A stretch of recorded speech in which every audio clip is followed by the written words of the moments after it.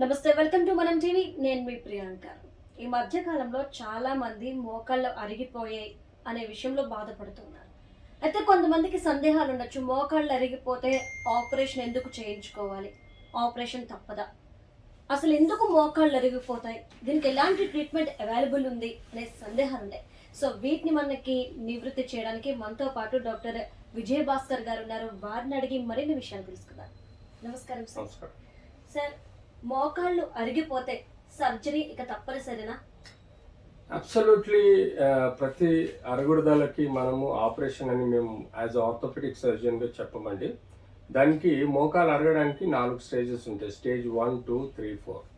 So stage 1 25% అరగడము, stage 2 50% అరగడం, stage 3 75% అరగడం, స్టేజ్ 4 100% అరగడం. ఆపరేషన్ అన్నది depends on the anatomy, depends on the physiological changes and pathological changes. అంతేగాని ప్రతి అరుగుదలకు ఆపరేషన్ అంటూ లేదు. సో యూజువల్గా స్టేజ్ 1, 2 ఇప్పుడు చూడండి. ఇందులో మీరు ఇది నార్మల్ కార్టిలేజ్, అంటే మెత్తగా 2 to 3 mm కార్టిలేజ్ మనకు ఉంటుంది. ఈ రెడ్నెస్ చూడండి, ఇది అరిగింది. ఇక్కడ మీకు ఒక స్పేస్ ఏర్పడింది.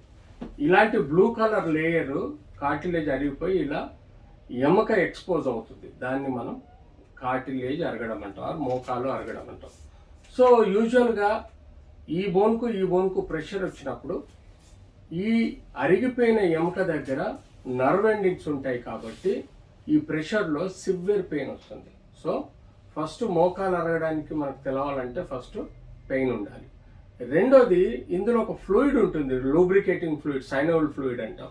అది కూడా కొంత రియాక్షన్ చెంది క్వాంటిటీ పెరిగిపోతుంది, అంటే ఆ నీరు నిష్పత్తి పెరిగిపోతుంది. సైనోవల్ ఫ్లూయిడ్ నిష్పత్తి పెరిగినప్పుడు స్వెల్లింగ్ ఏర్పడుతుంది, నొప్పి, స్వెల్లింగ్. తర్వాత ఏదైనా బ్యాక్టీరియా కానీ వైరస్ కానీ ఇంకేదైనా సోకినప్పుడు ఆ రియాక్షన్లో ఈ కాలంతా రెడ్నెస్ అవుతుంది, రెడ్నెస్. నాలుగోది, మూమెంట్ డిఫికల్ట్గా ఉంటుంది, అంటే ఇమ్మొబిలిటీ. అలా మనకు సమస్యలు 4 రకాలతో పాటు కాలు కూడా ఈ అరిగిపోయిన సైడ్ కొలాప్స్ అవుతుంది. ఇలా కొలాప్స్ అయినప్పుడు కాలు ఇలా ఉండాల్సింది ఇలా బెండ్ అవుతాయి. సో మీరు ఓల్డ్ ఏజ్లో చూస్తాం, ఇలా నడవడం చూస్తూ ఉంటాం. సో ఇలాంటి కారణాలు ఉన్నప్పుడు దాన్ని మనం అరుగుదల అంటాం. What is degeneration? డీజనరేషన్ అంటే అరగడం. ఎందుకు అరుగుతుంది? మనం వాడే ప్రతి వస్తువు కూడా అరుగుదలకు లోనవుతుంది. ఫర్ ఎగ్జాంపుల్, మీరు ఒక వెహికల్, ఒక 2 వీలర్ మీద ఇద్దరు వెళ్ళాల్సి ఉంటే 3 ప్రయాణం చేస్తే యూజువల్గా 120 kgs వరకు మోటార్ సైకిల్ మోయగలిగేది 200 kgs, అంటే 3 ప్రయాణం చేసినప్పుడు ఇంజన్లో బేరింగ్ ఒత్తిడికి లోనవుతుంది. ఆ ఇంజన్లో బేరింగ్ కానీ వీల్స్లో బేరింగ్ కానీ ఒత్తిడి లోనై వేరెంటియర్ అంటాం. దాన్ని వేరెంటియర్ అంటే వాడటం వలన అరిగేదాన్ని వేరెంటియర్ అంటాం. ఆ న్యాచురల్ వేరెంటియర్ మన బాడీకి ఉంటుంది. ఇంజన్లో బేరింగ్ 8 to 10 years ఇస్తే మన బేరింగ్ కనీసం 60 నుంచి 80 సంవత్సరాలు వస్తుంది. So you can think of it, our knee joint is like a bearing but more stronger then a metal bearing. దీన్ని కూడా మనం కాపాడుకోలేని పరిస్థితుల్లో ఇంజురీస్ వలన కానీ, ఒబేసిటీ వలన కానీ, డయాబెటీస్ వలన కానీ, హైపర్టెన్షన్ వలన కానీ, కొన్ని క్రోనిక్ డిజీజ్ వలన కానీ, ఆస్టోపర్సిస్ అంటే vitamin D, calcium, B12 and minerals లాంటివి తక్కువ ఉండటం వలన గట్టి ఎముక మెత్తగా చెంది ఎముక అరిగిపోవడం, ఇలాంటి ఎన్నో లక్షణాలు మనం చూస్తుంటాం. మీరు ఇక్కడ చూడండి, this is purely normal joint. దీనిలో స్పేస్ నార్మల్గా ఉంది. మీకు ఈ చూడండి, బ్లూ కలర్లో ఉందంతా మనకు కార్టిలేజ్ 2 to 3 mm ఉంటుంది, చాలా స్ట్రాంగ్ ఉంటుంది. కానీ అదే మీరు అరిగిపోయిన ఎముక చూడండి, ఇది స్టేజ్ 4 అంటారు. స్టేజ్ 4లో మొత్తం ఈ బ్లూ కలర్ లేయర్ అంతా ఎగిరిపోయింది, ప్యాచులుగా ఉంది, అంటే దీన్ని అరిగిపోవడం అంటాం. దీనితో పాటు ఈ చుట్టూ ఉండే ఎముక మీకు దెబ్బతిని వంకర్లు పోవడం, బెండ్ అవడము, దీనివల్ల షేప్ మారిపోవడము, స్వెల్లింగ్ రావడం, నొప్పి రావడం లాంటివన్నీ మనం చూస్తుంటాం. సో ముఖ్యంగా మనం ఇలాంటి ప్రాబ్లం ఏర్పడ్డప్పుడు, సపోజ్ స్టేజ్ 1 చూడండి, కేవలం ఒక 25% డ్యామేజ్, అంటే వాపు రావడం. స్టేజ్ 2లో కొంచెం స్వెల్లింగ్ పెరిగిపోయి ఒక దగ్గర ప్యాచ్ ఏర్పడడం. స్టేజ్ 3లో ప్యాచెస్ పెరిగిపోవడం, బ్రేకింగ్ ప్యాచెస్ అంటాం దీన్ని, కార్టిలేజ్ ప్యాచెస్. స్టేజ్ 4లో కంప్లీట్ డ్యామేజ్ అయ్యి ఇలా రావడం. సో ఇలాంటి లక్షణాలు మనకు కనపడతాయి కాబట్టి మనము జాగ్రత్తగా వాటిని చూసుకోవాల్సిన అవసరం ఉంది. ఇలా మొత్తం ప్యాచ్ రూపంలో డ్యామేజ్ అవుతుంది. సో ఇందులో మనకు ఏసీఎల్ అంటే యాంటీరియర్ క్రూషియేట్ లిగమెంట్ జాయింట్ ముందుకు పోకుండా కాపాడుతుంది. అంటే ఇది ఏసీఎల్ అంటాం, యాంటీరియర్ క్రూషియేట్ లిగమెంట్. ఇది కూడా మనకు డ్యామేజ్ అవ్వచ్చు. పోస్టీరియర్ క్రూషియేట్ లిగమెంట్ డ్యామేజ్ అవ్వచ్చు. కొలాటరల్ లిగమెంట్ అని ఇటు అటు బోన్ పట్టుకొని ఉంటుంది, అది డ్యామేజ్ అవ్వచ్చు. మెనిస్కస్ డ్యామేజ్ అవ్వచ్చు. సో సపోజ్ మెనిస్కై డ్యామేజ్ అయితే తప్పనిసరి పరిస్థితుల్లో సర్జరీ ఆర్థ్రోస్కోపీ చేయాలి. సో మనం సర్జరీ అన్నది డిటర్మైన్ అవడానికి మెయిన్గా స్టేజ్ ప్రకారం ఉంటుంది, డ్యామేజింగ్ ప్రకారం ఉంటుంది. మనం ఈ స్టేజ్ 1లో యూజువల్గా పెయిన్ కిల్లర్స్ ఇవ్వాలండి, ఫిజియోథెరపీ చెప్పాలి. ఫిజియోథెరపీ ఎందుకంటే ఒకసారి మోకాళ్ళు పెయిన్ స్టార్ట్ అవుతే దయచేసి వాకింగ్ మానేయండి. వాకింగ్ కన్నా బెస్ట్ సైక్లింగ్, స్విమ్మింగ్ ఆర్ ఫిజియోథెరపీలో కార్డిసెప్స్ ఎక్సర్సైజ్. ఈ ఎక్సర్సైజ్ చాలా ఇంపార్టెంట్. అస్సలు నడవకండి, కాస్త ఇంట్లో నడవచ్చు కానీ ప్రొఫెషనల్గా వాకింగ్ చేయకండి.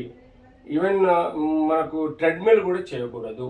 అండ్ ఇర్రెగ్యులర్ ఫ్లోరింగ్ ప్లేసెస్లో నడవద్దు.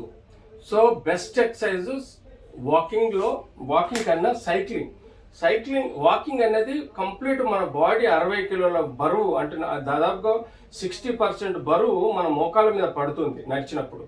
ఈ నడిచినప్పుడు పడ్డప్పుడు బరువు పడుతుంది కాబట్టి ఇంకా మోకాలు ఎక్కువగా ఫ్రిక్షన్కు లోనైపోయి అరగడం ఎక్కువగా అవుతుంది, పెయిన్ ఎక్కువ వస్తుంది.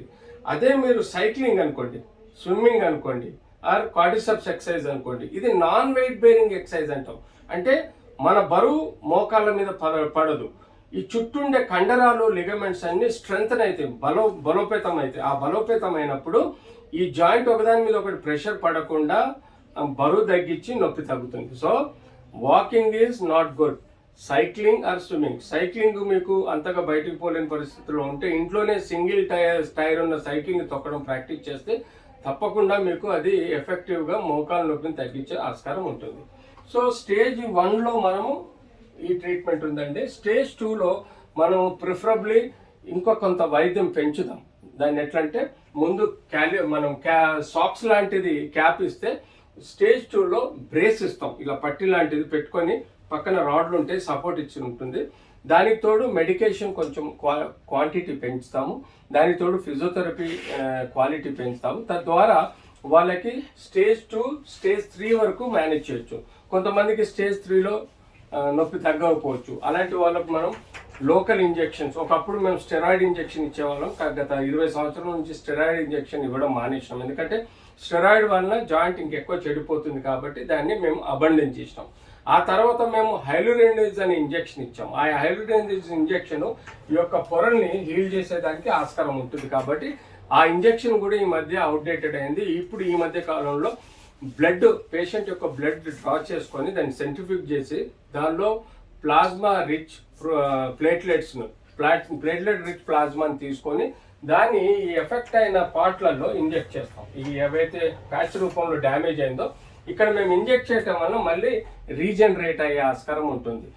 4th స్టేజ్ అంటే కంప్లీట్ జాయింట్ డ్యామేజ్ అయ్యి పెయిన్ఫుల్గా ఉండి నడవలేని పరిస్థితులు ఉంటే తప్పనిసరి పరిస్థితుల్లో మనము జాయింట్ రీప్లేస్మెంట్ సర్జరీ చేయాల్సి వస్తుంది. Joint replacement surgery is the last source of surgery అండి. యూజువల్గా చెయ్యం. కానీ ఈ మధ్యలో స్టేజ్ 3లో కూడా మనము ఎప్పుడైతే ఈ జాయింట్ యొక్క స్పేస్ ఒక సైడ్ బాగా తగ్గిపోయింది అనుకోండి, ఒకటి హైటిబియల్ ఆస్టియోటమీ అని చెప్పేసి ఈ బోన్ని కట్ చేసి ఈ బరువుని ఎప్పుడైతే మన బరువు ఇలా పడుతుందండి, జాయింట్ లోపల సైడ్ ఉన్న యాక్సిస్లో వెయిట్ పడుతుంది. సో మేము ఏం చేస్తామంటే ఆ వెయిట్ని లాటరల్ సైడ్ తీసుకొస్తాము, ఇటు సైడ్ తీసుకొస్తాము. బోన్ కట్ చేసి అలైన్ చేసేసి హైటిబియల్ ఆస్టియోటమీ అంటాం. దాని ద్వారా కూడా మనం చేయొచ్చు. ఇది నెక్స్ట్ ఆల్టర్నేట్ ఏంటంటే ఇందులో సపోజ్ ఒక సైడే బోన్ అరిగిపోయి ఉంటే కేవలం ఇక్కడే ఒక ఇంప్లాంట్ పెట్టగలుగుతాం. ఇంప్లాంట్ మెటల్ ఉంటాయండి, అది స్టెయిన్లెస్ స్టీల్, మాలిబ్డినం ఉంటుంది. సో దానితో పాటు polyethylene, high density polyethylene layers ఉంటాయండి. ఆ మెటల్ వాటిని ఇక్కడ కూర్చోబెడతాం, లేదంటే కంప్లీట్ టోటల్ నీ రీప్లేస్మెంట్ అంటాం, అలా మార్చడం జరుగుతుంది. సో అబ్సల్యూట్లీ సర్జరీ ఇండికేషన్ని బట్టి చెయ్యాలండి. ఈ మధ్య కాలంలో ఎంతోమంది అనస్థీషియా నాన్ ఆర్థోపెడిక్ సర్జన్స్ మేము అన్ని స్టేజ్లలో ఇంజెక్షన్ ఇచ్చి నొప్పి తగ్గిస్తామని ఒక రాంగ్ అడ్వర్టైజ్మెంట్స్ చేస్తున్నారు. తద్వారా లక్షలు కలెక్ట్ చేస్తున్నారు. ఇది తప్పండి. అబ్సల్యూట్లీ కన్జర్వేటివ్ ట్రీట్మెంట్లో కొన్ని ప్రొసీజర్స్ ఉంటాయి, కొన్ని ఇండికేషన్స్ ఉంటాయి. సర్జరీ ద సర్జరీ అనేది ది ఇండికేషన్ ఎట్ 4th స్టేజే. ఆ 4th స్టేజ్లో మీరు ఇంజెక్షన్స్ ఇస్తే మాత్రం అది పొరపాటే.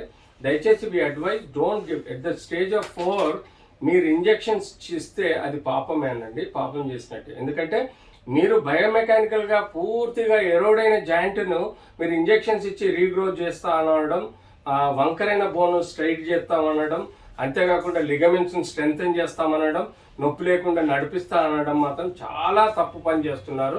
స్టేజ్ 3 వరకు మీరు ఇంజెక్షన్స్ ఇవ్వచ్చు, కానీ స్టేజ్ 4లో ఎట్టి పరిస్థితుల్లో surgery is the line of treatment తప్ప వితౌట్ సర్జరీ కన్జర్వేటివ్ ట్రీట్మెంట్ ఇవ్వకూడదు. సో స్టేజ్ 1, 2, 3లో కాస్త ఈ ఇంజెక్షన్స్ మీకు ఆ లేయర్ పెంచే విధంగా హెల్ప్ చేస్తాయి. కానీ స్టేజ్ 4లో ఏ డాక్టర్ అయినా, ఏ నాన్ ఆర్థోపెడిక్ డాక్టర్ అయినా అష్యూరెన్స్ ఇచ్చి ఇంజెక్షన్స్ ఇచ్చి లక్షలు గుంజేసి మేము నొప్పి లేకుండా చేస్తాం అన్నది అబద్ధం. ఏవైతే యాడ్స్ వస్తున్నాయో వాటిని కూడా మీరు నమ్మకండి దయచేసి. అథాంటిక్గా ఒక ఆర్థోపెడిక్ సర్జన్గా నేను చెప్తున్నాను, స్టేజ్ 4లో ఇంజెక్షన్స్ ఇస్తే అది పాపం. ఇంకేది ఉంది? ఇంకొకటి కీళ్ళ నొప్పుల గురించి అదే ఏదో ఉంది.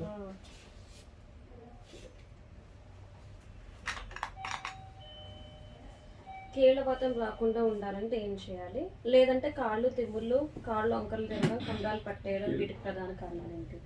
కీళ్ళవాతం ఒకటేమో కీళ్ళవాతం రాకుండా ఉండాలంటే ఏం చేయాలనేది ఒకటి ఉంది. ఇంకోటి కాళ్ళు తిమ్మిర్లు పట్టడం, కాళ్ళు వంకరలు తిరగడం. అది రెండో క్వశ్చన్. ఇప్పుడు ఈ క్వశ్చన్ ఎవరు? Madam good morning, good afternoon, congratulations. రండి, మీకు ఫెలిసిటేషన్ ఎప్పుడు పెడదామా అని చెప్తున్నాను. కూర్చోండి. ఏది బాబే వస్తున్నాడు సార్.